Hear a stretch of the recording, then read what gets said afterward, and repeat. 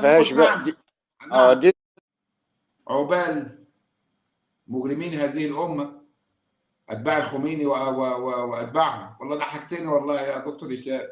شوف دكتور هشام بيقول ايه يا عم محمود دراج. نعم. بالسلامه، عقبال مين الباقي. مين؟ نعم. حد توفى؟ اه، البابا صنفور. نعرفه؟ صنفور. لا تعرف والله. صنفور؟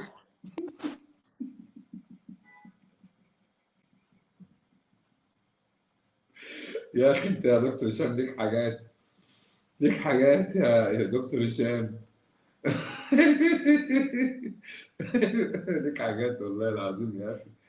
انا مندمج يا عم مع حزب الشيطان ومع الناس دي، انت جاي تقول لي صنفور مات في داهيه.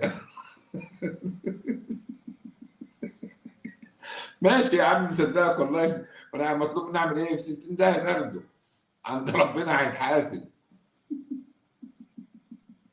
يا عم الله يرحمه ويرحم اموات المسلمين. خلينا الله في يرحم المسلمين. محتوى. الله يرحم المسلمين يا عم دراج. والله حق وعدل. اه ربك ليس بظلام للعبيد يا عم دراج. والله كلنا هنموت يا شطر، الحتة ديت ما كلنا فيهاش هنموت. بقى نعم. دي. نعم دي نعم. الحقيقية، يعني دي الحقيقة اللي في الدنيا اللي انا عارفها، الحاجة اذا الوحيدة كان هذا الحقيقية قول هي الحق، الموت. اه اذا كان اه هذا قول الحق فالموت علينا برافو، حق.